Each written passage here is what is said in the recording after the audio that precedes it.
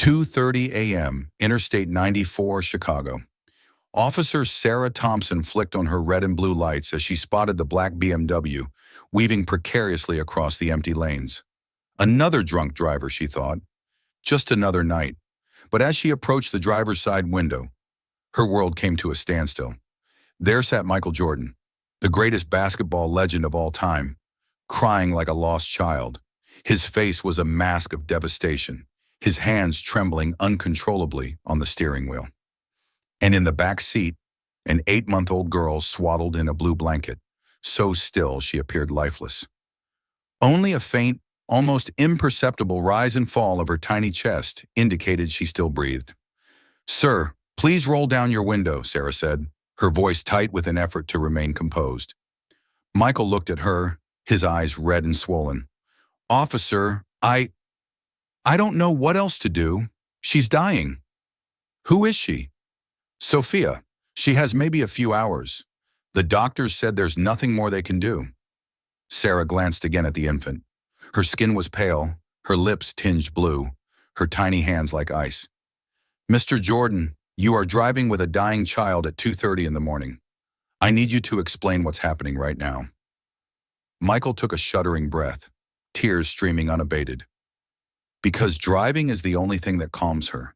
It's the only time she stops crying. We've been doing this every night for 2 weeks." Sarah felt a chill crawl up her spine. Something wasn't adding up. "Where is her mother?" Michael's silence was deafening. She left us. She couldn't watch Sophia die anymore." In that moment, Sarah had no idea she was about to uncover a secret that would forever alter her beliefs about family, love, and the power of miracles. Because Sophia wasn't Michael Jordan's daughter. And the truth behind this desperate night would forge the most unlikely family the world had ever seen. Sarah looked at Sophia, her police training kicking in. The infant's skin was gray, lips blue, her breathing barely discernible. "I need an ambulance at Interstate 94. Mile marker 15, infant critical," Sarah barked into her radio. "The doctors said there's nothing more they can do," Michael whispered, clutching Sophia's tiny cold hand. "She has maybe a few hours." Sirens tore through the silence. Within 3 minutes, the ambulance arrived, and paramedic David Chen gently took Sophia into his arms. She was so fragile, she looked as if she were made of paper. "Shallow breathing, irregular beats." David spoke rapidly to his partner as they sprinted toward the ambulance. "Come on, little one, hang in there." Michael entered the ambulance, clutching Sophia's hand. Sarah followed in her patrol car, knowing she was witnessing something that would forever alter her life. Dr. Rebecca Martinez was concluding her shift when the phone rang. "Dr. Martinez, incoming emergency. Critical infant with Michael Jordan," the nurse stated briskly. Dr. Martinez dropped everything and rushed to the emergency room. Famous or not, a dying child was paramount. The doors swung open and David entered, carrying Sophia, unconscious and tethered to oxygen tubes. Michael trailed close behind, his face ravaged by despair. "Room 4 now," Dr. Martinez yelled, taking Sophia into her arms. The child was ice cold, nearly colorless, weighing next to nothing. Her tiny fingers were like icicles. "What's her name?"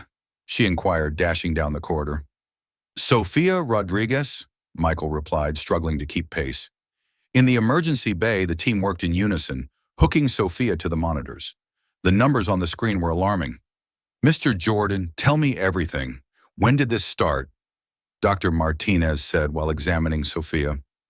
3 weeks ago, she stopped eating, stopped playing, stopped laughing. I sought out the finest physicians in the United States, even specialists from Europe. And what did they say? Carpenter's syndrome, 1 in 2 million infants. They said she had perhaps a few days, that there's no cure. Dr. Martinez was familiar with the condition, fatal in the vast majority of cases. "Where is her mother?" Sarah asked. Michael seemed to have taken a physical blow. "She abandoned us 2 days ago, said she couldn't watch Sophia die, and left." "Mr. Jordan, I'll be candid," Dr. Martinez said, glancing at the monitors. "Sophia is extremely critical, but there is an experimental treatment. It's never been tested on infants this young." Michael's eyes welled with hope for the first time in weeks. What kind of treatment? Michael asked urgently. Photodynamic therapy, special lights that help cells regenerate, Dr. Martinez explained rapidly. But there's something more important than any medicine. What? Sophia needs to be surrounded by people who love her. Studies show that infants with strong emotional support have a greater chance of survival. I love her more than my own life. I see that, but you're exhausted. You can't care for her if you don't care for yourself. Sarah approached. He's not alone. I'll help. And our entire team too, Dr. Martinez smiled. Sophia won't fight alone. Dawn had broken over Chicago General Hospital, but no one in Sophia's room had slept. Michael remained glued to the chair beside the bed, holding her tiny hand. Dr. Martinez checked the monitors hourly. Sarah stayed all night, even though her shift had ended at 6 a.m. Mr. Jordan, you need to eat something, said Nurse Catherine Williams, a 20-year veteran who had seen wealthy families demanding privileges and poor families begging for help. But she had never witnessed anything like this. Catherine was a grandmother of 5 healthy grandchildren. Seeing little Sophia fighting for her life broke her heart. I can't leave here. What if she wakes up and I'm not here? What if she needs me? Catherine knew that fear. She remembered when her own daughter had pneumonia years ago. I'll stay with her. I promise not to leave for even a second. You would do that? But you don't even know us. I know enough. You love this baby and she's fighting for her life. That's all that matters. Catherine gently led Michael to the cafeteria. While Michael was away, Sarah sat beside Sophia and whispered, Hi, little one. I'm Sarah, a police officer. I protect people, and I'm going to protect you too. Sophia's eyes fluttered slightly. Sarah took it as a good sign. I have a daughter named Grace. She's 9. She loves to draw and read. When you get better, you'll be friends. News spread through the hospital like wildfire. Michael Jordan's baby was in pediatrics. But instead of the curious seeking autographs, people came wanting to help. Security guard James Parker brought coffee and a sandwich for Michael during his night patrol. I heard about your little girl. My wife and I are praying for her. Thank you, but you don't need to do that, Michael said, surprised. We want to. That's how we operate. We look out for each other. Carmen Santos, the cleaner, stopped her work when she saw Michael alone beside the bed. Not speaking much English, she brought a warm blanket and gave his shoulder a tender pat. I have 4 children. I know what it's like to worry about a baby, she said in her limited English. By afternoon, Sophia's room had transformed into something magical. Dr. Martinez installed the photodynamic therapy lights, bathing the bed in a soft, healing glow. But most importantly, Sophia was never left alone. Catherine read children's stories. Once upon a time, there was a brave little princess named Sophia. Dr. Martinez played classical music to stimulate brain development. Sarah talked about the stars. Your name means wisdom. Wise people are like stars. They illuminate when everything is dark. Sarah's daughter Grace came after school and drew a picture with colored pencils of a baby with angel wings. This is for Sophia in case she becomes an angel. But I hope she doesn't, the girl said with touching sincerity. Michael watched in awe. These people had their own lives, problems, and families, yet they chose to dedicate time to Sophia. Why do you care so much? We're strangers, Catherine asked that night. Because that's what we do, dear. We look after each other, rich or poor, famous or not. A baby is a baby, and Sophia is our baby now too. But I have money for private nurses. It's not about money, it's about love, and love cannot be bought. As the days passed, the room became a sanctuary of hope. People took turns reading, singing, and talking to Sophia. Dr. Martinez noticed that her vital signs stabilized when people were in the room. More regular heartbeats, deeper breaths. It's working, she told Michael. The therapy helps, but all this love is giving her the strength to fight. Later that night, when everyone else had gone home, Michael stayed. He held Sophia's hand and told her things he had never told anyone before. I'm scared, Sophia. I've built a career that reached the top of the world.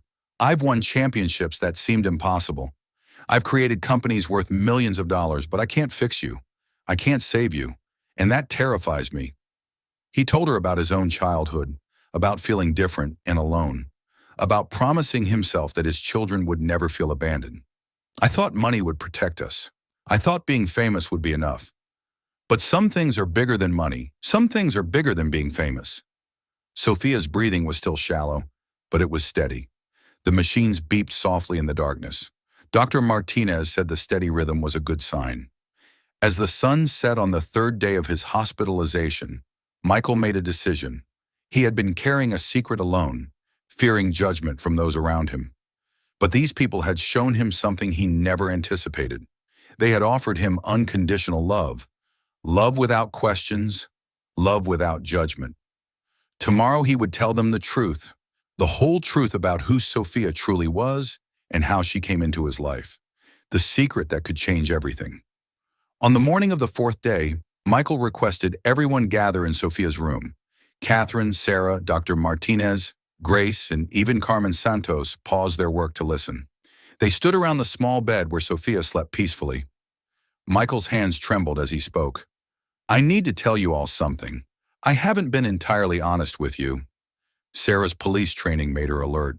Her hand moved slightly toward her radio, but something in Michael's eyes told her it wasn't dangerous. It was just painful. What do you mean, Mr. Jordan? Dr. Martinez asked gently. Michael took a deep breath and looked at Sophia's sleeping face. Sophia is not my daughter. The room fell utterly silent. They all stared at him. Catherine's mouth fell open in surprise. Sarah moved closer to the bed, protective. What are you saying? Sarah asked. 3 weeks ago, I received a phone call at my office. A young woman was crying so hard I could barely understand her. Her name was Isabella Rodriguez. She cleans offices at one of my gyms in Chicago. Michael continued, his voice growing stronger. Isabella was terrified. She said her baby was very sick, and she had no money for doctors, no insurance, no family to help her. Catherine sat down in the chair beside Sophia's bed. Oh my goodness. Isabella is only 18 years old. She came from Mexico to America when she was 16. She worked 3 jobs to take care of herself and Sophia. When Sophia got sick, Isabella didn't know what to do. Dr. Martinez listened intently. So, you helped her. I told Isabella to bring Sophia to me immediately. I took them to the best children's hospital in Chicago. I paid for all the tests, all the specialists, all the treatments they could imagine. Sarah's voice was soft. And the doctors there told you about Carpenter syndrome? Yes, they ran tests for 2 weeks. Finally, they called us in for a meeting. 3 doctors, all with somber expressions. They told us Sophia had mere days to live. There was nothing more they could do. Grace, who had been listening silently, spoke up. Where is Sophia's real mother? Michael's face contorted in pain. Isabella couldn't handle it. She held Sophia for hours, crying and kissing her goodbye. Then she asked me to look after Sophia. She said Sophia deserved to be with someone who could give her the best chance at life. She left. She left? Catherine asked, tears welling up in her eyes.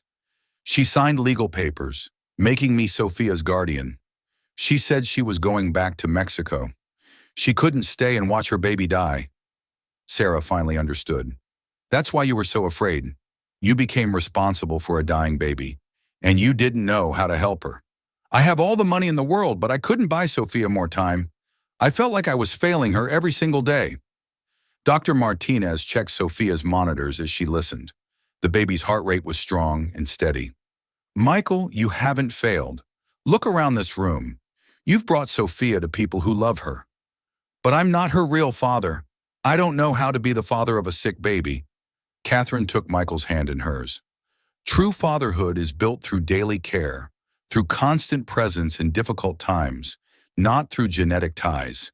It's about being so scared you can't breathe, yet still finding the strength to persevere. That's what makes a father. Sarah nodded. You drove for 2 weeks because Sophia was most comfortable in the car. You took her to the hospital when she needed help. You asked for our help to save her life. Those are the actions of a father. Dr. Martinez added, and more importantly, those are the actions of a good man. Grace climbed onto Michael's lap and hugged him. You love Sophia. That makes you her father. Michael started to cry. Not tears of sadness this time. Tears of relief. He had been so afraid people would think he was lying or attention-seeking. Instead, they loved him more. There's something else, Michael said. I can't stop thinking about Isabella. She's all alone in Mexico, probably crying every day, wondering if Sophia is alive or dead. What do you want to do? Sarah asked. I want to find her. I want to bring her back. Sophia needs her biological mother. Dr. Martinez looked worried. Michael, Isabella left because she couldn't bear watching Sophia die. What if Sophia doesn't get better? Isabella should be here regardless. No mother should have to say goodbye to her child 1,000 miles away. Catherine wiped tears from her eyes. What can we do to help? I have planes. I can find Isabella and bring her back to Chicago, but I need all of you to stay with Sophia while I'm gone. Of course, they all said at once. Carmen Sanos stepped forward. She spoke to Michael in Spanish. Sarah asked Dr. Martinez to translate. Carmen says she has family in Mexico. She can help you find Isabella if you need it. Thank you, Michael said. All of you, I was so afraid to tell you the truth. Why? Grace asked with the honesty of a 9-year-old. Because I thought you might think I was pretending to be Sophia's father for attention, or that I was lying about taking care of her. Catherine chuckled softly. Honey, no one pretends to stay up all night with a sick baby for attention. No one pretends to cry the way you cried. Love can't be faked.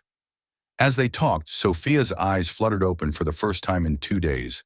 She looked around the room at all the faces surrounding her bed. She made a small sound. Was she trying to talk? Sarah asked excitedly. She said, Daddy, Grace declared with certainty. Perhaps it was just a baby's gurgle. Perhaps Grace heard what she wanted to hear.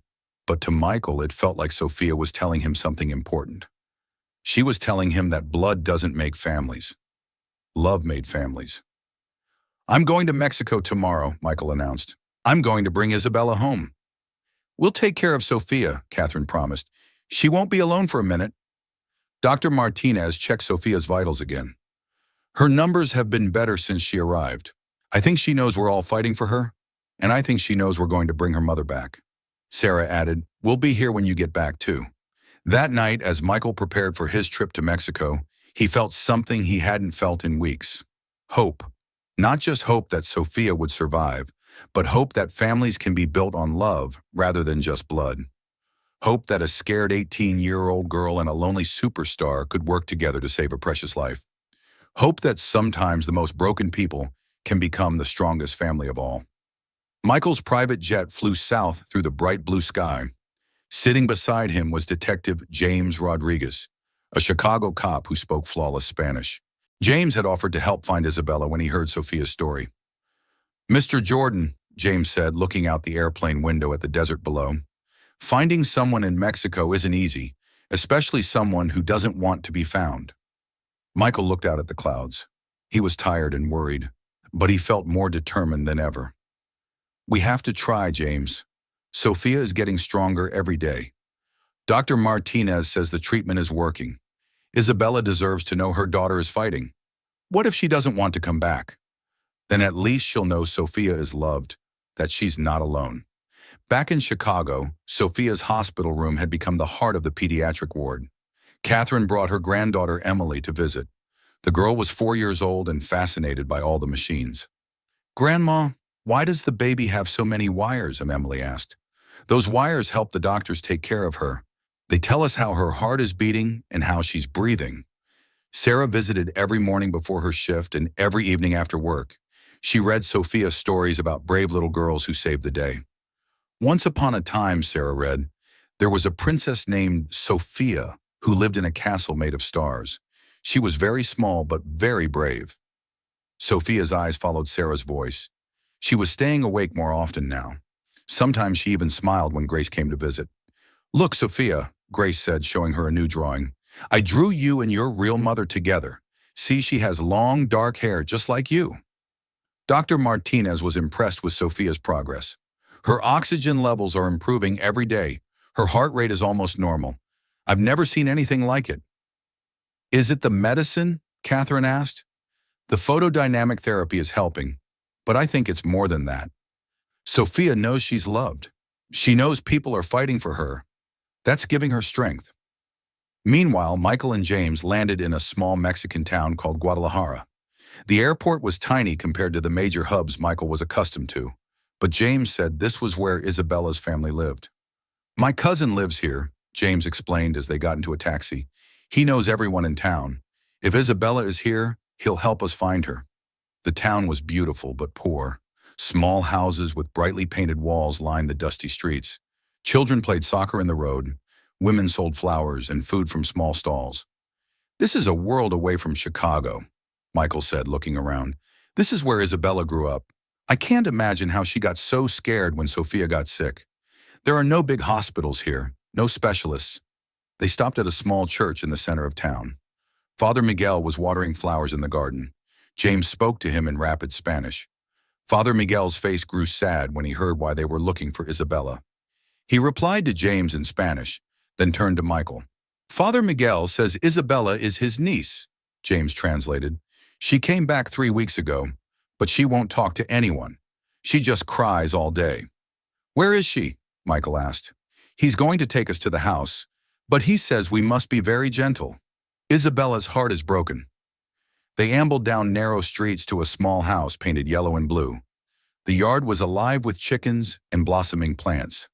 An elderly woman opened the door when Father Miguel and James spoke to her in Spanish. The woman's eyes widened as she gazed at Michael. She recognized him from television. This is Isabella's mother, Maria Elena, James explained. She says Isabella isn't eating, isn't sleeping. She just sits by the window looking at pictures of Sophia.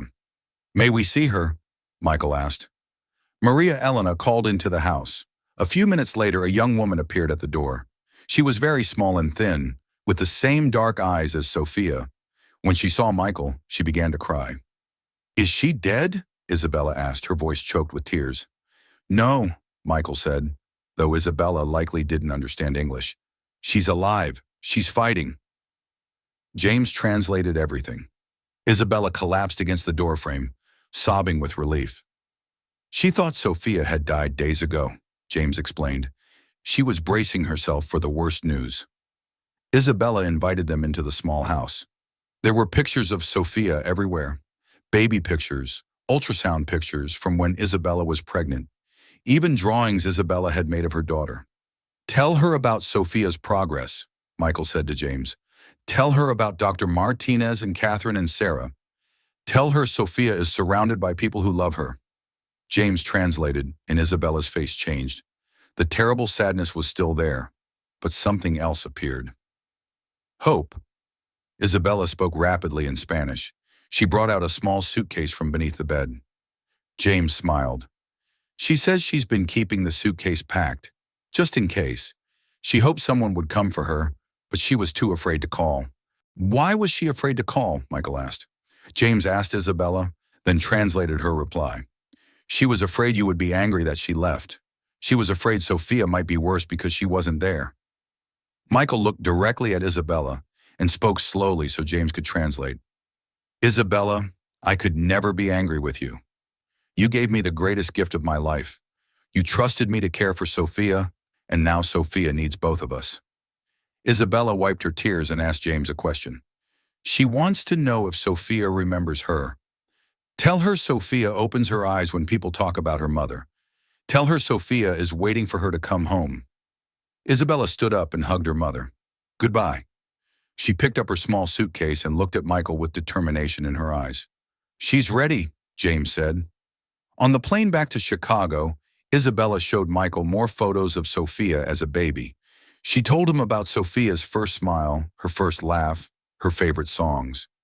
I named her Sophia because she was born at midnight, Isabella explained through James. She was my little wisdom, lighting up the dark. She was my light too, Michael said. She taught me what truly matters in life. Isabella asked James to translate a question. She wants to know if you will still help take care of Sophia after she returns. Michael smiled. Tell her we are a family now. Families stick together. As the plane flew towards Chicago, both Isabella and Michael were scared and excited. What if Sophia was worse? What if she didn't remember Isabella? What if they couldn't work together to care for her? But they also felt something stronger than fear. They felt hope. Sophia was alive. Sophia was fighting. And soon Sophia would have both parents with her. The plane landed in Chicago just as the sun was setting. Isabella and Michael raced through the airport together, both desperate to see the little girl who had brought them together. They had no idea the best surprise awaited them in Sophia's hospital room. Isabella and Michael rushed through the hospital corridors, their footsteps echoing off the white walls. They ran past surprised nurses and doctors who recognized Michael, but had never seen him so happy and nervous at the same time. As they burst through the door of Sophia's room, everyone was there waiting. Catherine, Sarah, Dr. Martinez, Grace, James, and even Carmen Santos, who had stayed late to watch the reunion. But none of it mattered to Isabella, because in the middle of the hospital bed, sitting up without any help, was Sophia. She was awake. She was looking around with bright, curious eyes. She was alive in a way she hadn't been for a week. "Mia," Isabella whispered, dropping her suitcase and running to the bed. "My little wisdom." Sophia turned her head toward Isabella's voice. Her eyes widened. For a moment, no one breathed. Would Sophia remember her mother? Then Sophia smiled. The biggest, most beautiful smile anyone had ever seen. She held out her little arms toward Isabella and made happy baby noises. "She remembers you," Dr. Martinez said, tears welling in her eyes. Isabella carefully picked Sophia up, holding her like the most precious thing in the world. Sophia snuggled against her mother's chest and sighed contentedly. "Mama," Sophia said clearly, her first real word. Everyone in the room began to cry happy tears. Even Michael, who had been so worried about this moment. Then Sophia looked over Isabella's shoulder at Michael and held out her little hand toward him. "Papa," she said with the same clarity. "She knows you both," Catherine said, wiping her eyes. "She knows the whole family." Dr. Martinez checked Sophia's monitors as the meeting continued. "This is incredible. Her heart rate is perfect. Her oxygen levels are better than they've been since she arrived." "What does that mean?" Isabella asked through James, who was translating everything. "It means Sophia is getting better. Much better than I ever expected." In the days that followed, incredible things happened. Isabella moved into Sophia's hospital room, sleeping on a small bed next to Sophia's bassinet. Michael visited every morning and evening, bringing toys, books, and anything else Isabella needed. "You don't have to do this," Isabella told him through James. "I can take care of myself." "We're a family now," Michael replied. "Family takes care of each other." Catherine taught Isabella to read Sophia's medical charts and understand all the machines. Sarah showed her how to use the breast pump so Sophia could have her mother's milk again. Dr. Martinez explained all the medications and treatments in simple terms that James could translate. "Isabella, you are Sophia's mother," Dr. Martinez said. "You need to understand everything about her condition so you can help make decisions about her care." Grace became Sophia's best friend and unofficial big sister. She visited every day after school, bringing new books and toys. "Look, Sophia," Grace said during one visit, "I brought a book about a princess who saves herself, just like you're doing." Sophia clapped her hands when Grace read to her. She giggled when Grace made funny faces. She was acting like a normal, healthy baby. "I can't believe how much she's changed," Isabella said one day, watching Sophia play with blocks. "She's becoming the baby she was always meant to be," Dr. Martinez replied. "The experimental treatment worked, but your love is healing her too." Michael started spending more time at the hospital than in his office. His assistants had to bring important documents to Sophia's room. His business manager showed him computer designs while he held Sophia. "Sir, the board is asking when you'll return to work full-time," his assistant said during a visit. "When Sophia doesn't need me anymore," Michael responded. "Everything else can wait." Isabella watched Michael work as he rocked Sophia on his knee. She saw how much he had changed. Before Sophia, he was the most famous man in the world, always busy, always stressed. Now he was just a man who loved a baby more than anything else. "Why did you really help us?" Isabella asked him one night when Sophia was asleep. Michael thought for a long moment. "Because I know what it's like to be alone and afraid. I had fame, but I was still lonely. You had love, but you had no money. Together, we can give Sophia everything she needs. But I have nothing to give you in return. You gave me Sophia. You gave me a chance to be a real father. You taught me that the most important things in life can't be bought." As the weeks passed, Sophia grew stronger each day. She started eating solid foods. She played with toys for hours. She tried to say a new word. Mama, she'd say, looking at Isabella. Papa, she'd say, looking at Michael. Grace, she learned to say when her favorite visitor arrived. Grandma, she said to Catherine, which made the nurse cry tears of joy. Sarah brought Sophia a police badge sticker. When you grow up, you can be anything you want, Sarah told her. A police officer, a doctor, an engineer, or anything else. Dr. Martinez was keeping wonderful news to herself. Sophia's test results improved each week. The genetic condition was still there, but it wasn't getting any worse. In a way, she was even improving. I've never seen anything like this in 20 years of medicine, Dr. Martinez told her colleagues. It's as if Sophia's body has learned to fight the disease. Is it the photodynamic therapy? Another doctor inquired. The therapy helped, but I think it's more than that. I think it's love, pure, true love from so many people who refused to give up on her. A month after Isabella's return from Mexico, Dr. Martinez called an important meeting. Isabella, Michael, Catherine, and Sarah gathered in her office. I have Sophia's latest test results, Dr. Martinez said, holding a thick folder. I ran them 3 times to ensure they were correct. Isabella clutched Michael's hand. Both were terrified of what they might hear. Sophia's genetic markers are stabilizing. Carpenter's syndrome is still present, but it's no longer active. Her body has found a way to circumvent it. What does that mean? Isabella asked through James. It means Sophia can live a completely normal life. She can go to school, have friends, play sports, go to college, get married, have children of her own. Isabella and Michael looked at each other in shock and embraced tightly as tears streamed down their faces. How is this possible? Michael asked. Honestly, I don't know, Dr. Martinez admitted. Sometimes medicine can't explain everything. Sometimes love truly can heal in ways we don't understand. So Sophia can go home? Isabella asked. Sophia can go home? But where was home? Isabella had no apartment in Chicago. Michael had a large mansion. We'll figure it out, Michael said. Perhaps we can find a perfect place for the 3 of us. It was then that Michael made a decision that surprised everyone, including himself. He bought a house near the hospital.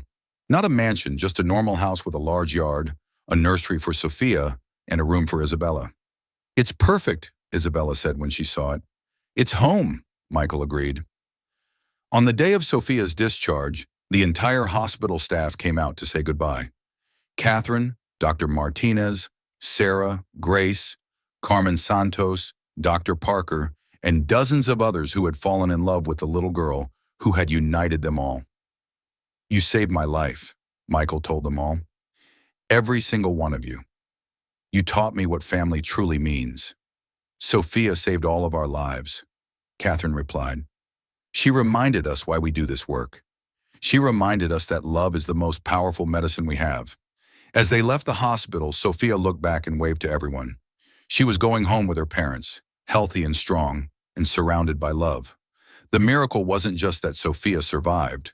The miracle was that a dying baby had created a family out of strangers and turned broken people into the strongest family of all. 6 months later, Sophia took her first steps in the backyard of her new home. Isabella was hanging laundry on the clothesline when she saw Sophia let go of the garden fence and take 3 wobbly steps toward Michael, who was reading work emails on his laptop. Mira, Sophia, Isabella cried out in Spanish, dropping the wet towel she held. Look at you. That's my girl, Michael said, closing his laptop and scooping Sophia up as she fell laughing into his arms. You're walking. You're really walking. Sophia clapped her hands and said, More, more. She wanted to walk again. Their house had become the heart of the neighborhood. It wasn't fancy like Michael's old mansion. It was a simple 2-story house with a white picket fence, a vegetable garden, and a swing set in the backyard. But it was filled with love and laughter every day. Catherine visited every Sunday for dinner. She brought her famous apple pie and the stories about the hospital. Sophia would run to the door yelling, Abuela Catherine, whenever she heard the doorbell ring.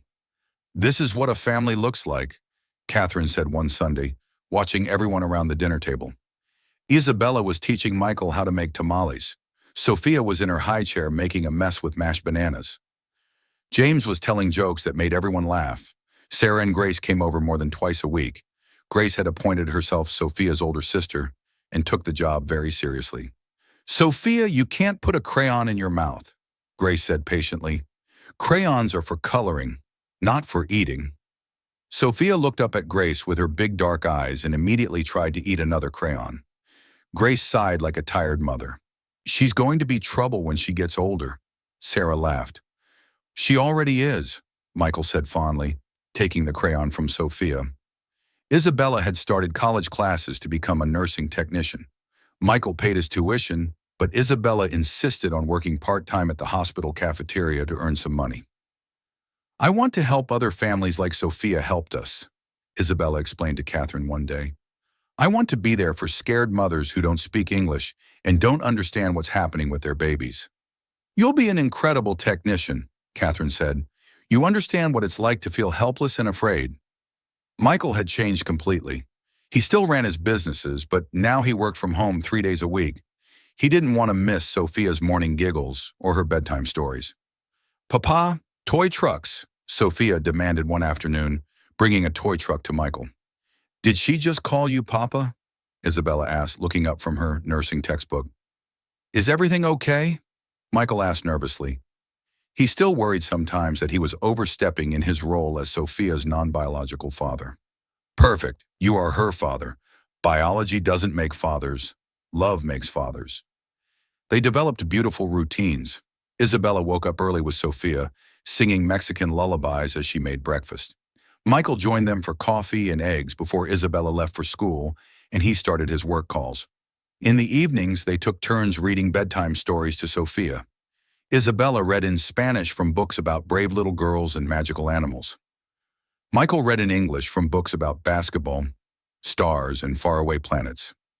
"She'll be bilingual and brilliant," Isabella said proudly one night as they watched Sophia sleep. "She'll change the world," Michael agreed. Dr. Martinez had become more than Sophia's doctor. She was family too. She stopped by the house once a month, not for checkups, but just to see how Sophia was growing. "Look what I can do," Sophia said during a visit, building a tower of blocks taller than her head. "That's amazing, sweetie. You're so smart and strong."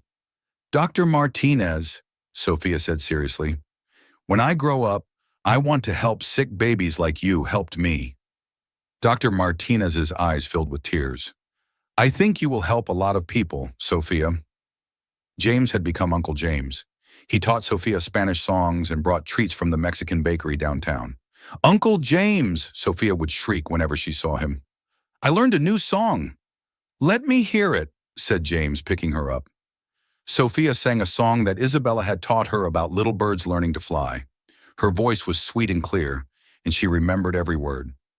"She has her mother's beautiful voice," said James.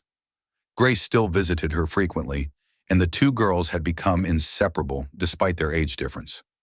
Grace now considered herself Sophia's protector and teacher. "Sophia, when you start school, I'll show you everything," Grace promised. "I'll teach you which teachers are cool and which kids share their cookies." "Do you want to sit with me at lunch?" asked Sophia. "Every day if you want." Sarah watched their friendship unfold with a sense of quiet joy. Grace talks about Sophia constantly at school. She tells everyone about her little sister who was sick, but got better because of love. "That's not a bad way to describe it," Michael remarked. One evening, as they sat on the front porch watching the sunset, Sophia found an old photograph that had fallen from Isabella's purse. It showed Sophia as a tiny baby in the hospital, surrounded by machines. "Who is this baby, Mommy?" Sophia asked. "That's you, Majita, when you were very little and very sick." "I was sick?" Isabella and Michael exchanged a glance. They had been preparing for this conversation, but it was still difficult. "Yes, honey, you were very sick when you were a baby. The doctors didn't know if you would get better." Sophia studied the photograph intently. "But I got better." "Yes, you did. Do you know how?" "How?" "Love," Michael said simply. "So many people loved you and took care of you so you could get strong again. Catherine, Aunt Sarah, and Dr. Martinez, just like them, and like Mommy and me." Sophia nodded seriously, as if it made perfect sense to her. Love is very powerful. Yes, it is. That night, after Sophia was asleep, Isabella and Michael sat in the living room looking through photo albums. Pictures of Sophia in the hospital. Pictures of their first Christmas together. Pictures from Sophia's first birthday party where Catherine, Sarah, Grace, Dr. Martinez, James, and Carmen Santos came to celebrate. Look at this one, Isabella said, pointing to a photo of Sophia blowing out her birthday candle. She looks so healthy and happy. She looks loved, Michael said. Do you ever think about that night Sarah stopped your car? Isabella asked. Every day, Michael replied. It was the worst night of my life and the best night of my life. How can it be both? It was the worst because I thought I was losing Sophia. It was the best because I learned I wasn't alone in the world anymore. Isabella snuggled up next to Michael on the couch. I think about the day I gave Sophia to you. I was so scared and heartbroken, but I knew you would love her. I think about the day I went to Mexico to find you. I was afraid you wouldn't come back with me. I was terrified too, but I am so glad I did. They sat in comfortable silence, listening to the quiet sounds of their neighborhood. Somewhere upstairs, Sophia slept peacefully in her own room, surrounded by stuffed animals and picture books. Her daughter was healthy, happy, and safe. What do you think Sophia will be when she grows up? Isabella asked. Whatever she wants to be, Michael said. A doctor like Dr. Martinez, a technician like you will be, a police officer like Sarah, an engineer, a teacher, a mother, anything. I hope she remembers all the people who helped save her life. She'll make sure to never forget that love saved her and that love brought us together. Outside, stars began to dot the darkening sky. Sophia's room faced east, where she could watch the moon rise each night. Her little wisdom that brought light to everyone who loved her. Tomorrow would bring new adventures. Sophia would learn new words, take more steps, ask a million questions about the world around her. Isabella would go to her nursing classes. Michael would build businesses and dream of the future. But tonight they were simply a family. A family built not of blood, money, or traditional rules, but of love and determination and the miracle of people who refused to give up on each other. A family that sometimes proved that broken people could indeed become the strongest family of all. 2 years after that night on Interstate 94, Sophia was a healthy, happy toddler who ran everywhere instead of walking. She chased butterflies in the backyard, spoke in full sentences in English and Spanish, and had more energy than Isabella and Michael combined. Mama, look, Sophia called from the sandbox Michael had built for her. I made a castle for the princess. It's beautiful, mija. What's the princess's name? Sophia, like me, and she saves all the sick babies in the kingdom. Isabella smiled as she watched Sophia play. Even at 3, Sophia understood that helping others was important. She learned it by watching all the people who helped her. Michael sat on the porch steps, reading emails on his phone, but mostly watching Sophia. His whole life had been changed by a little girl. Before Sophia, he thought success meant building the biggest career and making the most money. Now he knew success meant being home for dinner every night and reading bedtime stories. Daddy, play with me, Sophia demanded, running up to him with sandy hands. What do you want to play? Hospital. You're the sick baby and I'll be Dr. Sophia. Michael lay down on the grass and pretended to be very ill. Sophia covered him with a beach towel and patted his forehead gently. Don't worry, sick baby. Dr. Sophia will make you all better with love medicine. Isabella watched from the kitchen window, her heart swelling with joy. Sophia had learned the most important lesson of all. Love truly was the best medicine. That night, they had a special dinner planned. Isabella had finished a specialization course the week before, and tonight they were celebrating with all their friends. Catherine arrived first carrying a cake decorated with a stethoscope made of frosting. Congratulations, Technician Isabella, she said, hugging Isabella tightly. I couldn't have done it without you, Abuela Catherine.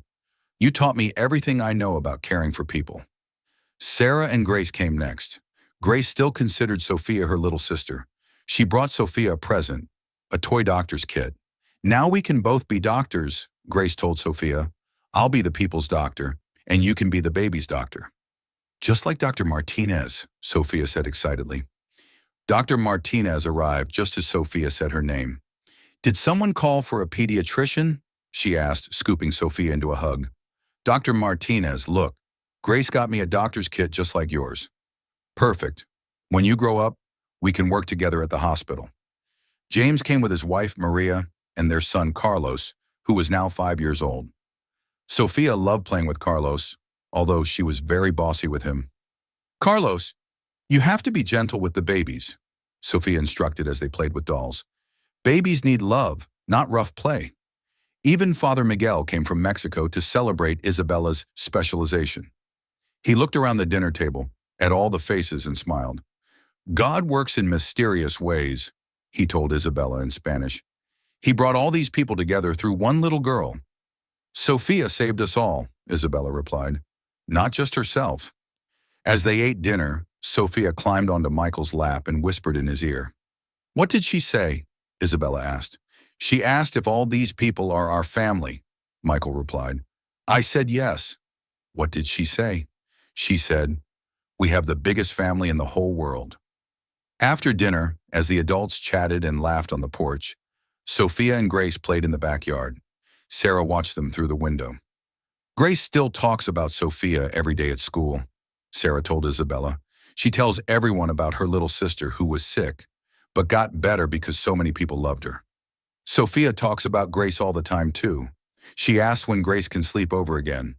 Those two girls will be best friends for life." Dr. Martinez was watching Sophia run around all evening. "You know, Isabella, Sophia shows no signs of her genetic condition. She's completely healthy, strong, smart, happy." "How is that possible?" "I've written medical papers on Sophia's case. Other doctors around the world are studying what happened to her. Some think it was the experimental treatment, but I think it was something else." "What?" "Love. Pure, unconditional love from people who refused to give up on her. It gave her body the strength to fight and heal." Catherine nodded. "I've been a technician for 25 years. I've seen medicine do incredible things, but I've never seen anything more powerful than what happened in Sophia's room. All those people who loved her, believing she would get better." "She felt it," Isabella said. "Even when she was so sick, she could feel she wasn't alone." Michael held Sophia in his lap as she showed him her new doctor's kit. "Sophia, do you remember being sick?" "A little. I remember everyone taking care of me. It was warm and safe." "What was it like having so many people love you?" Sophia thought for a moment with the seriousness only a 3-year-old can possess. It felt like being wrapped in the biggest hug in the world. "That's right, sweetie." As the evening wound down and her friends began to leave, Sophia hugged everyone and said goodbye. She had learned this by watching Isabella and Michael, who never let anyone leave without a hug. "Thank you for loving me when I was sick," Sophia told Catherine. "Thank you for teaching me what love can do," Catherine replied. "Thank you for keeping me safe," Sophia said to Sarah. "Thank you for making me a better person," Sarah replied. Sophia even hugged Dr. Martinez a little tighter. "Thank you for making me better. Thank you for showing me why I became a doctor," she told Dr. Martinez. After everyone else had left, Isabella, Michael, and Sophia sat on the porch swing, watching the stars begin to appear. Sophia was getting sleepy, but she didn't want the special day to end. "Mama, are you happy you're back from Mexico?" Sophia asked. "Every day, mija. You and Papa are my whole world." "Papa, are you happy you found us?" "Finding you and Mama was the best thing that ever happened to me, Sophia." Sophia nodded sleepily. "I'm happy too. I'm happy I got sick." Isabella and Michael exchanged surprised glances. "Why, sweetheart?" "Because if I hadn't gotten sick, you guys wouldn't have met, and we wouldn't have our big family, and Mama wouldn't be a technician to help sick babies." Isabella felt tears well up in her eyes. At 3 years old, Sophia understood something many adults never learned. Sometimes the worst things that happen to us lead to the most beautiful things. "You're very wise, Sophia," Michael said. "And very loved," Isabella added. As they tucked Sophia into bed that night, she said something that made them both cry tears of joy. "Mama, Papa, when I grow up, I want to help other families like ours. Families who are scared and don't know what to do." "How do you want to help them?" Isabella asked. I want to show them that love makes everything better, even scary things. That's a beautiful dream, Sophia. It's not a dream, it's a promise. That night after Sophia had fallen asleep, Isabella and Michael sat in their living room holding hands. Through the window they could see the moon shining brightly over the neighborhood. Look, Isabella said, pointing to the moon. Sophia's moon is watching over us. She really is our little wise one, Michael agreed. She brought light into all our darkness. They thought about all the people whose lives had been changed by a sick little girl. Catherine had written a book about Sophia's story and donated all the money to help other families. Sarah had been promoted and now specialized in helping families in crisis. Dr. Martinez had started a new program at the hospital called Sophia's Love Circle, where volunteers came to care for sick children. Even Michael's businesses had changed. He founded the Sophia Foundation, which provided medical care for children whose families couldn't afford it. Sophia truly saved us all, Isabella said. She taught us what's most important in life. And what's that? That families aren't just made of blood. They're made of choices, made of people who show up when you need them most, made of love that refuses to give up. Outside, the moon continued to shine, just like it had that night 3 years ago, when Officer Sarah Thompson pulled over a black BMW on Interstate 94. That night changed everything for everyone involved. It proved that sometimes the most unexpected people can become the strongest families. It proved that love really can conquer fear. And it proved that sometimes the most broken people can truly heal and become whole. Years passed, and Sophia was now 8 years old and in 3rd grade. She was the fastest runner in her class, the best reader, and everyone's favorite friend. She spoke 3 languages fluently: English, Spanish, and Mandarin, which she learned because she wanted to talk to her friend Wei at school. Mama, can we visit Abuela Catherine today? Sophia asked at breakfast, syrup from her pancakes dripping down her chin. Of course, mija. She's waiting for us at the hospital. Catherine had retired from nursing, but she still volunteered at Chicago General Hospital every day. She ran the Sophia's Love Circle program that Dr. Martinez had started. Sophia called her abuela, which means grandmother in Spanish, and Catherine cherished the title more than any award she had ever received. My little Sophia, Catherine said, opening her arms wide as they arrived at the hospital. How was school today? I got A+ on my math test, and I helped Jenny with her reading because she was crying. Her mom is sick, so I told her about the medicine of love. That's my girl, always helping others, just like someone taught you to do. Isabella and Michael watched Sophia dart through the pediatric ward, bringing books to children and cracking jokes to make them laugh. She had become the hospital's unofficial helper, much like all the people who had helped her. She remembers, Isabella said to Michael, recalling how they'd seen Sophia sit beside a frightened little boy and read him a story about brave dinosaurs. She remembers what it felt like to need help when she needed it most. And now she wants to pass that feeling on to other children, Michael agreed. Dr. Martinez was now the chief of pediatrics at Chicago General. She still saw Sophia every few months, not for medical treatment, not to do checkups anymore, but because Sophia had become like family to her. Dr. Martinez, I brought something for you, Sophia said, handing her a drawing she had made at school. What is it, sweetie? It's all of us when I was a baby.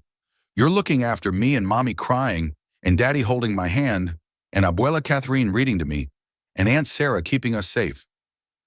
Dr. Martinez hung the picture on her office wall next to dozens of others Sophia had drawn over the years. Her office looked like an art gallery dedicated to the love of one little girl. Sophia, do you remember being sick? Dr. Martinez asked. A little. I remember feeling sleepy and scared, but mostly I remember feeling safe because everyone was taking care of me. How did that make you feel? Like I was the most loved baby in the whole world. You were, sweetie. You absolutely were. Sarah was now the chief of police in Chicago. She had been promoted partly because of her excellent work, but mostly because of what she had learned that night when she had stopped Michael's car. She had learned that being a police officer wasn't just about catching criminals. It was about being there to help people on their worst days and help them find hope. I tell all my new officers about the night I met you, Sarah told Sophia during one of her visits. I tell them that sometimes the most important part of our job is just taking care of people. Grace was now in high school. She still considered Sophia her little sister and came by twice a week to help with homework and play. "Sophia, you are so lucky," Grace remarked one afternoon as they collaborated on a school project. "You have the coolest parents in the world." "Why are they cool?" "Because they chose each other and they chose you. That's even more special than normal families." "But we are a normal family," Sophia stated earnestly. "We just found each other in a special way." Grace smiled. At 8 years old, Sophia understood things that most people took decades to learn. Michael still ran his businesses, but everything had changed since Sophia entered his life. The Sophia Foundation had helped thousands of families afford health care. He built hospitals in Mexico and other countries where poor children couldn't get help. And he worked from home almost every day so he could drive Sophia to school and help her with her homework. "Papa, why do you help so many sick children?" Sophia asked one evening as they worked on their space science project. "Because one sick little girl taught me what was truly important in life," Michael replied. "She taught me that love is more powerful than money." "Was that me?" "It was definitely you, Sophia." Isabella was now working in the same pediatric ward where Sophia had been treated. She specialized in helping families who didn't speak English and were scared and confused about their children's illnesses. "I know exactly how you feel," she would tell the worried mothers in Spanish. "I know what it's like to be scared and not understand what's happening with your baby, but you are not alone. We are all here to help." Many of the families Isabella helped had heard Sophia's story. It gave them hope that love really could heal and that strangers could become family when you needed them most. James had married his wife Maria, and they now had 3 children. Sophia considered them all her cousins, and they spent every Sunday together eating Isabella's famous tamales and playing in the backyard. "Uncle James, tell us the story of how you helped Papa find Mom in Mexico," Sophia would always ask again. James laughed. "You've heard that story about 100 times. I like it. It's my favorite story because it tells how our family came together." "Sophia has become exactly who I thought she would be," he told Isabella and Michael during their last visit. "A bridge between people, a light that brings others together. She will spend her entire life helping people," Isabella said. "Just like everyone who helped her," Michael added. One night as the family sat on the front porch watching the sunset, Sophia asked a question that made her parents pause.